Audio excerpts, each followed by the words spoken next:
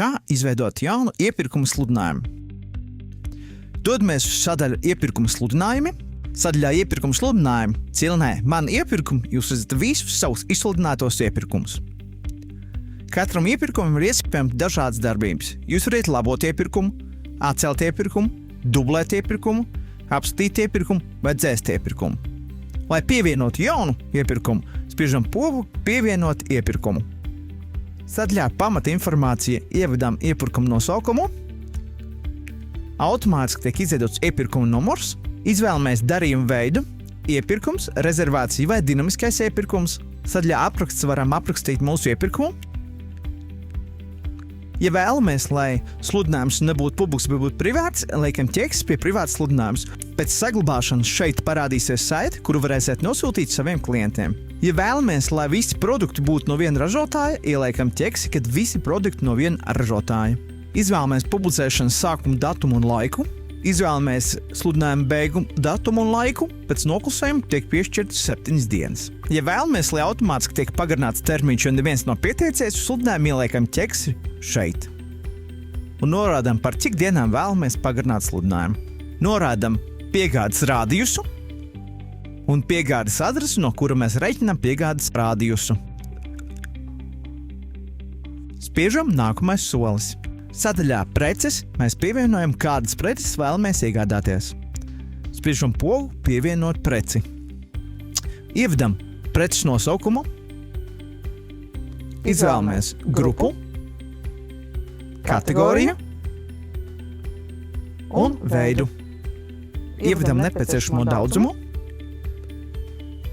un izvēlamies mērvienību.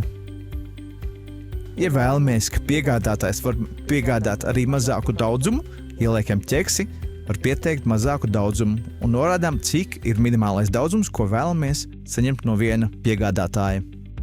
Ja vēlamies produktam konkrētu kvalitātes zīmi, atzīmējam to, ka kvalitātes zīmē. Kad viss ir savādāts, spiežam pogu Pievienot. Šādā veidā mēs varam pievienot neierobežotu preču daudzumu. Kad esam ievadījuši visas vēlamās preces, spiežam uz pogas nākošais solis. Sadaļā Piegādes nosacījumi mēs varam norādīt piegādes nosacījumus. Mums ir iespēja izvēlēties 3 dažādas piegādes nosacījumus. Pirmajā sadaļā mēs varam izvēlēties piegādes nosacījumus, izvēlētos līguma darbības termiņu. Būs līguma darbības periods vai laiks no līguma reģistrēšanās. Ievedam sākuma datumu un beigu datumu un norādām piegādes biežumu. Sadaļā Detalizēta piegāde mēs varam norādīt detalizētu piegādi katram produktam. Lai izveidotu pirmo piegādi, spiežam pogu Pievienot.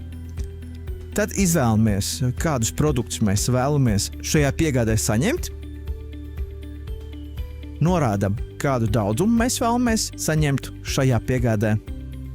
Izvēlamies piegādes adresi, izvēlamies piegādes datumu un arī piegādes biežumu. Spiežam pogu Pievienot. Tā mēs pievienojam visas piegādes, līdz beidzās mūsu produkts. Spiežam pogu Pievienot atkārtoti. Izvēlamies, pieņemsim visus produktus un visus apjomus, kas ir palikuši pāri. Ievedam adresi, datumu un biežumu. Spiežam Pievienot. Trešais piegādes veids ir piegādes apraksts brīvā formā. Šeit mēs varam ievadīt sākuma datumu, beigu datumu un brīvā formā aprakstīt piegādi.